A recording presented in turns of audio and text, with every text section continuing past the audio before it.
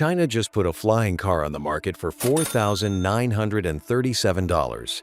That is less than 1/5 of what the average American pays for a used car today. You heard that right, personal flight, for less than most people spend on a second-hand vehicle. And that is just the beginning. Because the price is not the real story. The real story is how China got here, while the rest of the world was still drawing blueprints. If that already has you leaning forward, hit a quick like and subscribe so you don't miss the next one. By the end of this video, you are going to understand exactly how China built the flying car the rest of the world spent a century promising and never delivered. But to understand what just happened, you need to go back to a promise America made over 100 years ago and broke.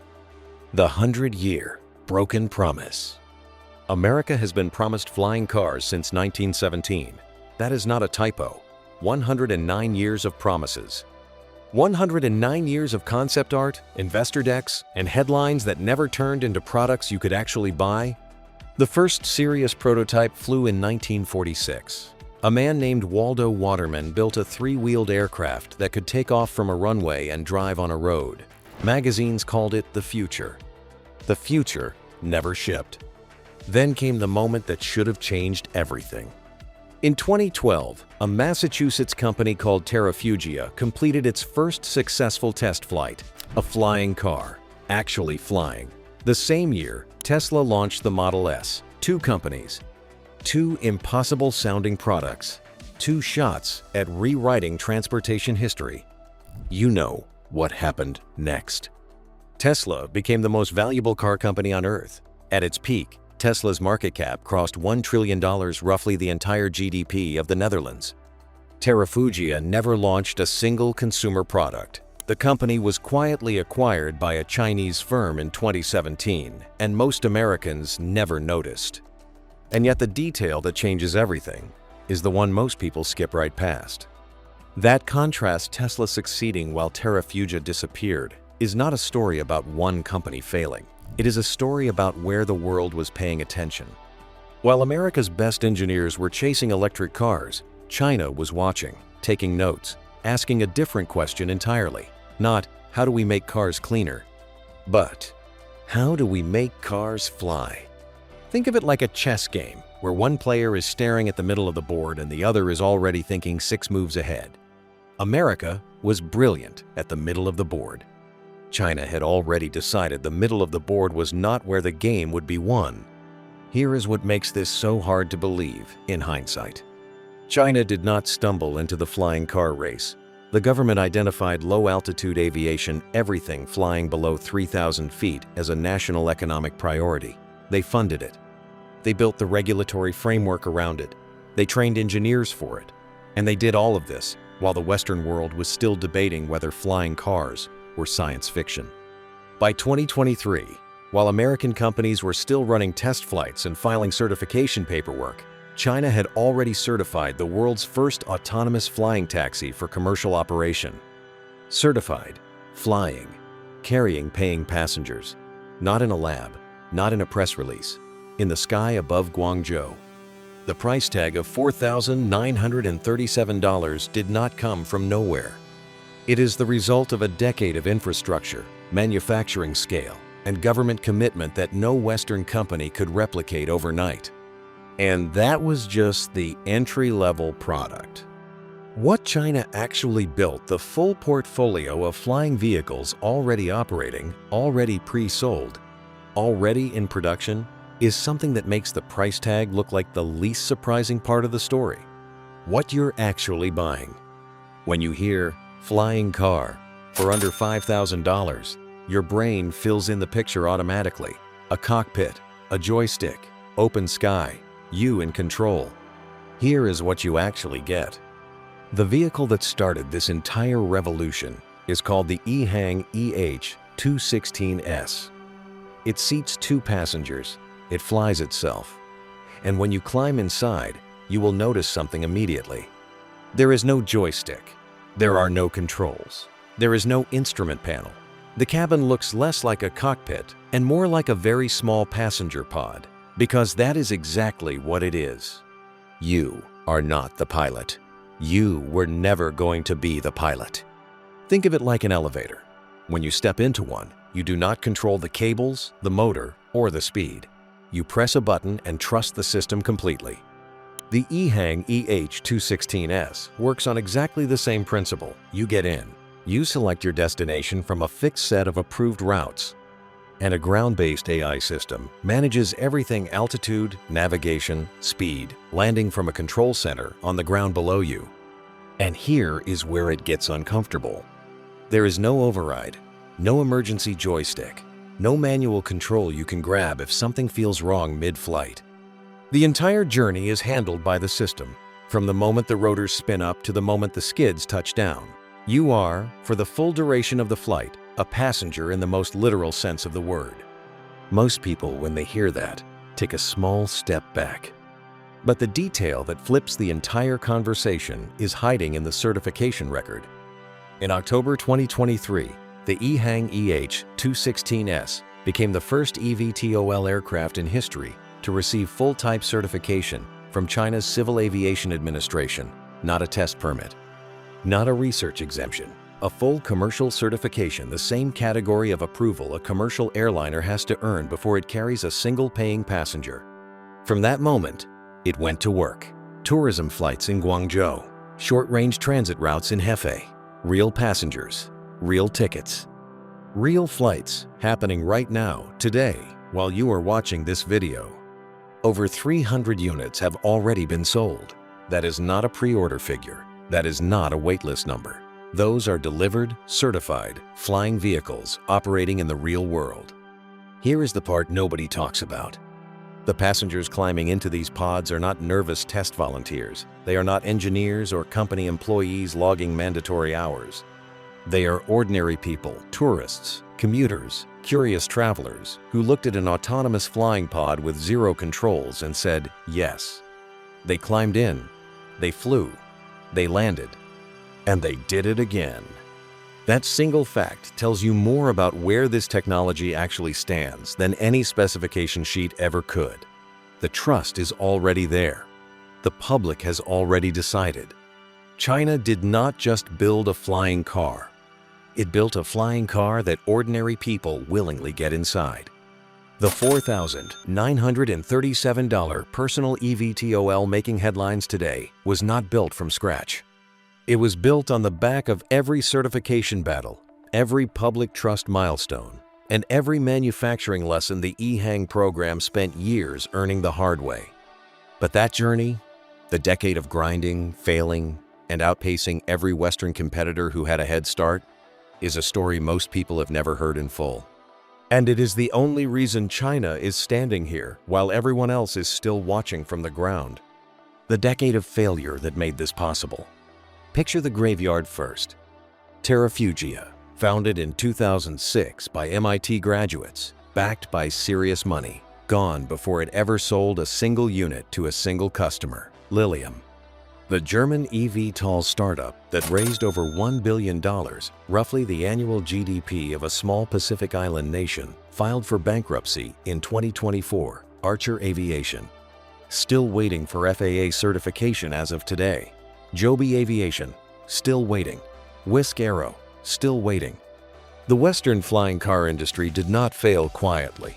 It failed loudly, expensively, and repeatedly. And every single failure left something behind. Data, patents, aerodynamic research, battery chemistry lessons learned the brutal way, engineering talent that scattered across the industry and kept working. Each collapsed Western startup was, without meaning to be, a research document that anyone paying close enough attention could read. China was paying close attention. Here is what most people get wrong about how China caught up. The common story is that China copies, that it waits for the West to do the hard work of innovation and then manufactures the result cheaper and faster. And in some industries, in some eras, that story had truth to it. But in eVTOL aviation, that story is exactly backwards. China did not copy Western flying cars, end quote. China watched Western flying cars fail and built something different. The distinction matters more than almost anything else in this story. When Lilium's jet-powered eVTOL concept hit funding walls and aerodynamic complications, China's engineers had already moved toward simpler multi-rotor designs. When Western startups burned through runway chasing single-pilot certified aircraft that required human operators with expensive licenses, China built fully autonomous systems that removed the human from the equation entirely.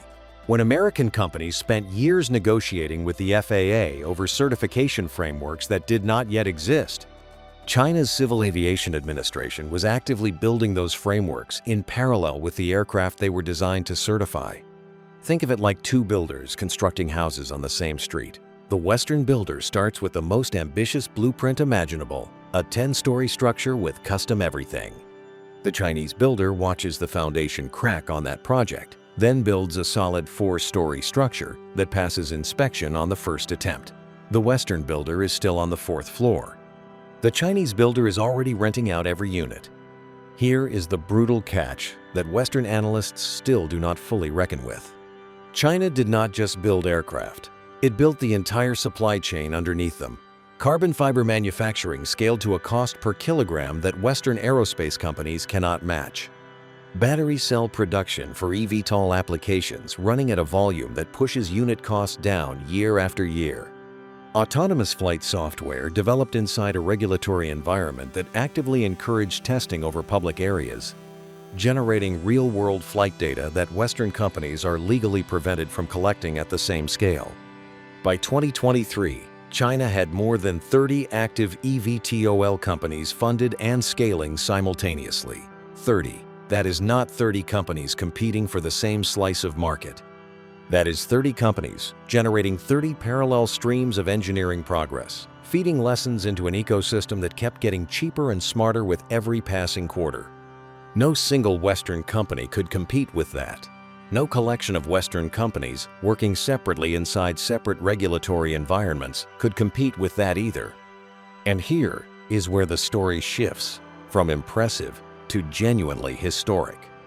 The $4,937 price tag is not a loss leader. It is not a subsidized entry point designed to buy market share at a loss. It is the natural output of a manufacturing ecosystem that spent 10 years getting costs down to exactly this level. The West did not fall behind because it lacked talent. It fell behind because it never built the floor underneath the talent it had. That floor, the supply chain, the regulation, the scale, is now producing something far more ambitious than a certified 2-seat flying taxi. What China built next will make the EHang look like the opening act.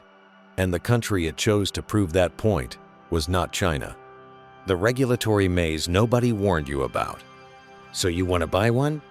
$4,937. You have it. You are ready. You pull up the page, you find the listing, and then you start reading the fine print. And that is where the dream gets complicated. Because owning a flying car and flying a flying car are two entirely different things. And the gap between those two sentences is wider than most people expect.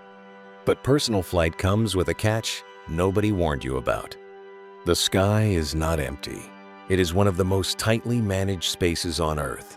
Every corridor, every altitude band, every approach path around every airport is governed by rules that were written for a world where flying was something airlines did, not something individuals did on a Tuesday morning to beat traffic.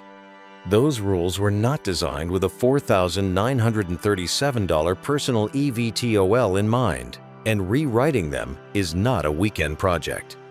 Think of it like the early days of the internet. The technology arrived before the legal framework did. And for years, the technology sat waiting while governments, lawyers, and regulators tried to agree on what the rules should even look like. Flying cars are at exactly that moment right now. The technology is ready, the product exists, and the rulebook is still being written. In the United States, the FAA governs everything that moves through American airspace, and the FAA moves carefully, deliberately, sometimes frustratingly slowly. The certification process for a new aircraft category can take years, sometimes a decade.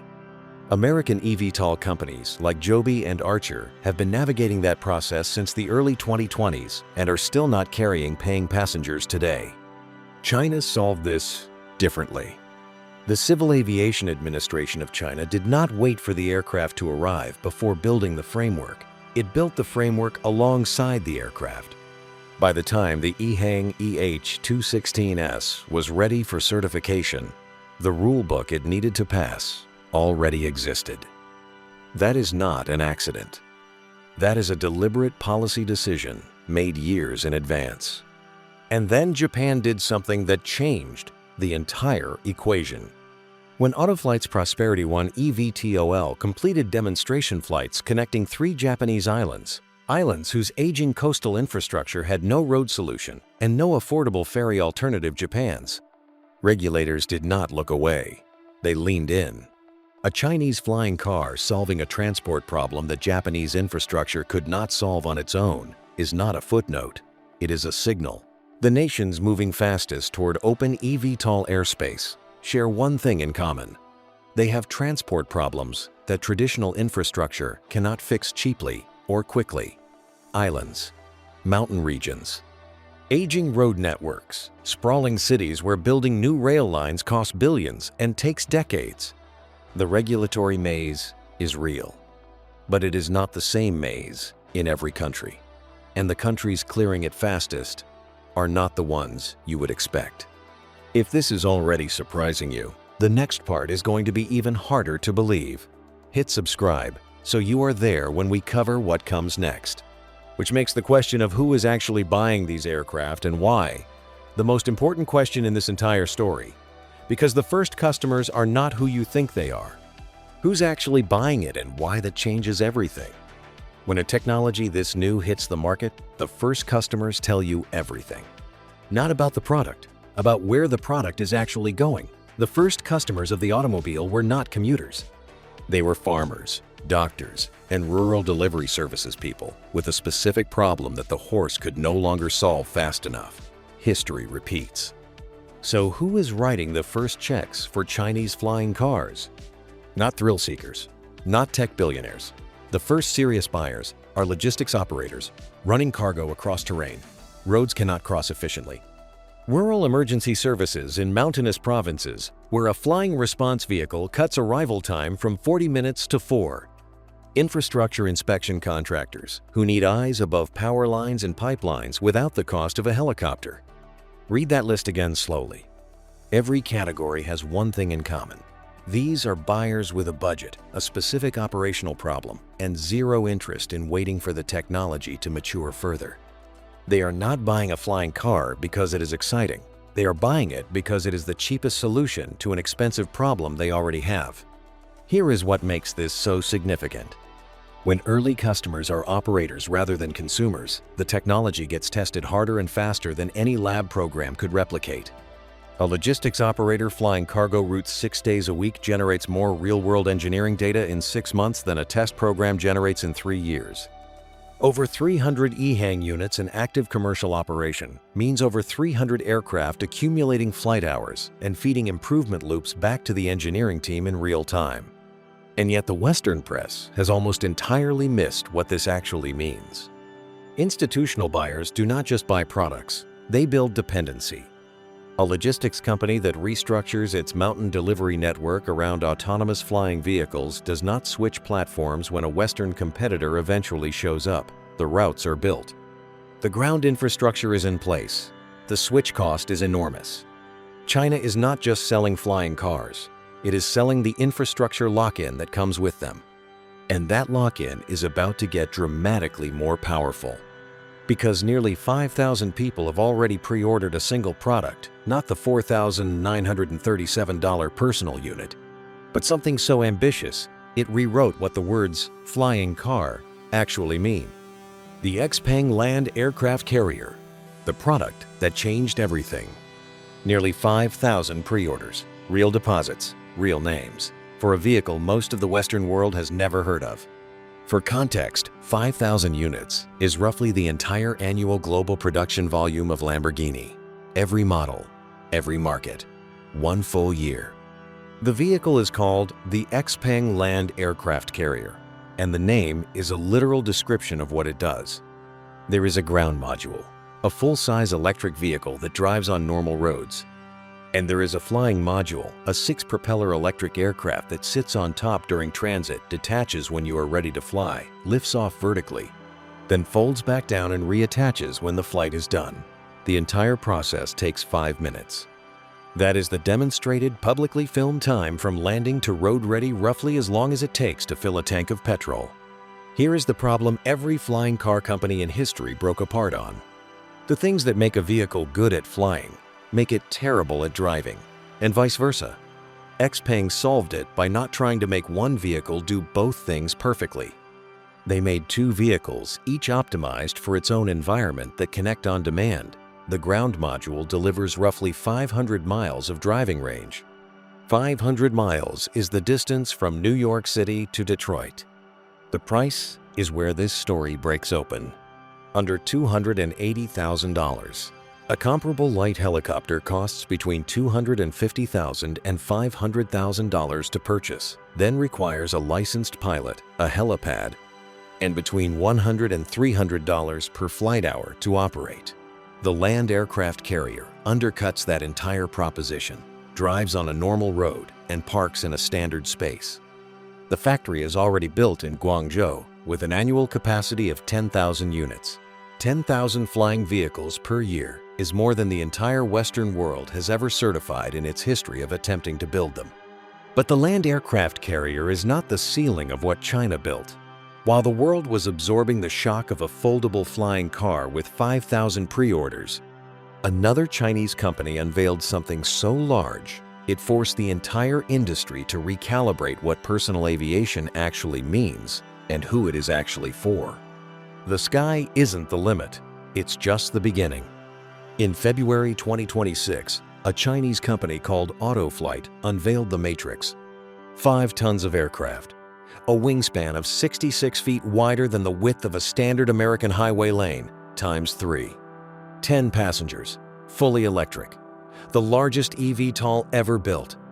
Not a concept, not a render, a real aircraft that exists in the physical world, built by the same country that just put a personal flying vehicle on sale for under $5,000. In the same calendar year, from the same ecosystem. Here is where the story stops being about flying cars and starts being about something much larger. America's best eVTOL companies, Joby Archer, both expect FAA certification and commercial operations sometime in 2026, and credit where it is due. Building an aircraft to FAA standards is genuinely hard. Those companies have talented engineers doing serious work under a serious regulatory framework. But China already has certified aircraft flying commercial revenue routes today. It has a government mandate treating low-altitude aviation as a national economic priority. It has 30-plus funded companies scaling simultaneously. And it has the carbon fiber supply chain, the battery manufacturing volume, and the autonomous software infrastructure that makes every new aircraft cheaper to build than the one before it. China's low-altitude economy is forecast to reach 3.5 trillion yuan by 2035. 3.5 trillion yuan converts to roughly $480 billion larger than the entire current GDP of Norway. And then there is the number that makes everything else feel small. China's Low-Altitude Economic Alliance projects 100,000 autonomous drones, flying cars, and electric air taxis operating over Chinese cities by 2030. 100,000. That is more flying vehicles than there are commercial aircraft currently operating across every airline on Earth combined. That is not a traffic report. That is a civilizational shift in who controls the sky. America owned the sky in the 20th century. It built the jets, wrote the rules, and ran the routes. The 21st century sky is being claimed right now, not with fighter jets and moon rockets, but with a foldable 6-propeller vehicle that stores in a car boot and a personal eVTOL that costs less than a second-hand sedan. The $4,937 flying car hitting the market today is not the beginning of a product launch. It is the beginning of China owning the sky, the same way it owns the road, the rail, and increasingly the sea. The only question left is whether the rest of the world is watching closely enough to understand what just happened. If this changed how you see the future of transportation, hit that like button and subscribe so you never miss what comes next. Now I want to hear from you in the comments. Do you think America still has time to close the gap? Or has China already won the flying car race for good?